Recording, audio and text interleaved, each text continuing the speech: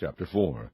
Now therefore hearken, O Israel, unto the statutes and unto the judgments which I teach you, for to do them, that ye may live, and go in and possess the land which the Lord God of your fathers giveth you.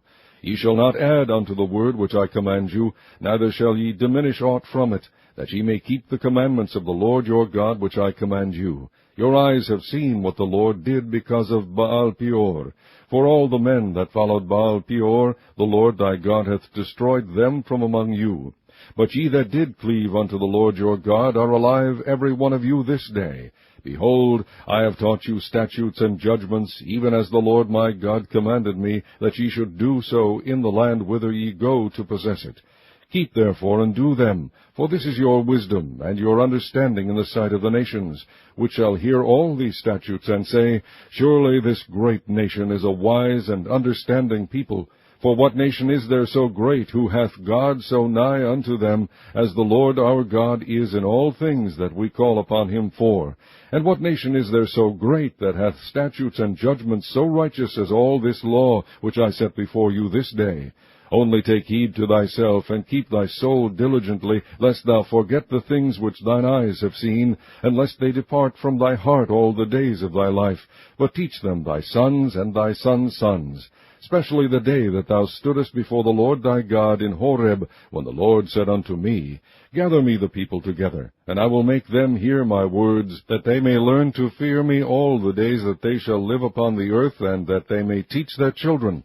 And ye came near and stood under the mountain, and the mountain burned with fire unto the midst of heaven, with darkness, clouds, and thick darkness. And the Lord spake unto you out of the midst of the fire. Ye heard the voice of the words, but saw no similitude, only ye heard a voice. And he declared unto you his covenant, which he commanded you to perform, even 10 commandments, and he wrote them upon 2 tablets of stone. And the Lord commanded me at that time to teach you statutes and judgments, that ye might do them in the land whither ye go over to possess it. Take ye therefore good heed unto yourselves, for ye saw no manner of similitude on the day that the Lord spake unto you in Horeb out of the midst of the fire, lest ye corrupt yourselves, and make you a graven image, the similitude of any figure, the likeness of male or female, the likeness of any beast that is on the earth, the likeness of any winged fowl that flieth in the air, the likeness of any thing that creepeth on the ground, the likeness of any fish that is in the water beneath the earth. And lest thou lift up thine eyes unto heaven, and when thou seest the sun and the moon and the stars, even all the host of heaven, shouldest be driven to worship them, and serve them which the Lord thy God hath divided unto all nations under the whole heaven. But the Lord hath taken you, and brought you forth out of the iron furnace, even out of Egypt, to be unto him a people of inheritance, as ye are this day.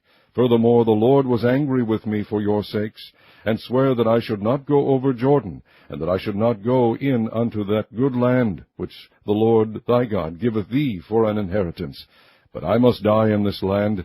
I must not go over Jordan, but ye shall go over, and possess that good land. Take heed unto yourselves, lest ye forget the covenant of the Lord your God, which he made with you, and make you a graven image, or the likeness of any god thing, which the Lord thy God hath forbidden thee.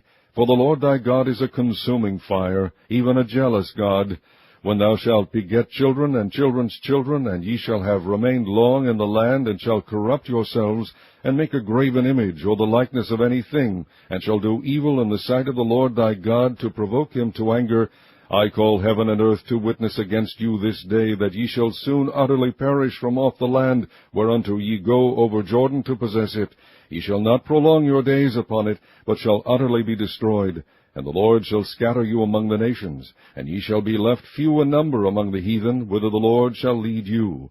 And there ye shall serve gods, the work of men's hands, wood and stone, which neither see, nor hear, nor eat, nor smell.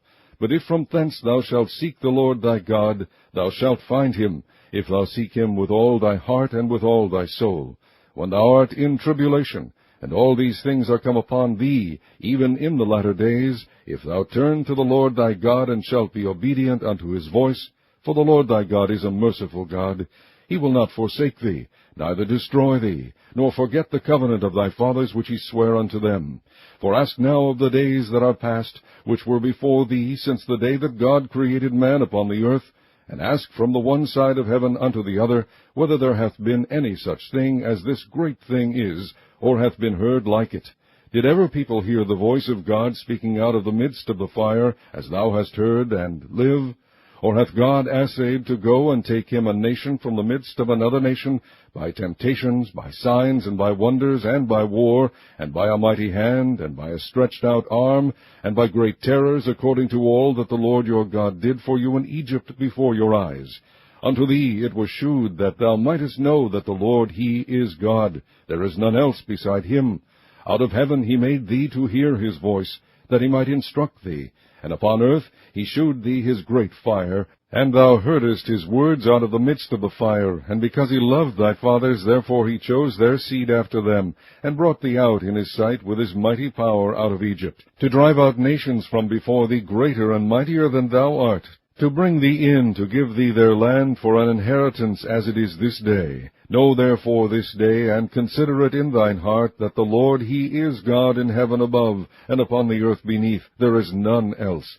Thou shalt keep therefore his statutes and his commandments, which I command thee this day, that it may go well with thee and with thy children after thee, and that thou mayest prolong thy days upon the earth, which the Lord thy God giveth thee forever.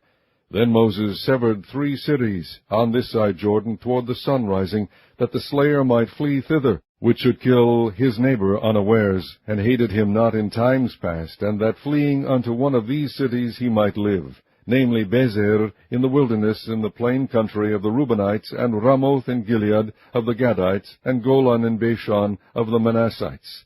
And this is the law which Moses set before the children of Israel. These are the testimonies, and the statutes, and the judgments, which Moses spake unto the children of Israel, after they came forth out of Egypt. On this side Jordan, in the valley over against Beth-peor, in the land of Sihon king of the Amorites, who dwelt in Heshbon, whom Moses and the children of Israel smote after they were come forth out of Egypt.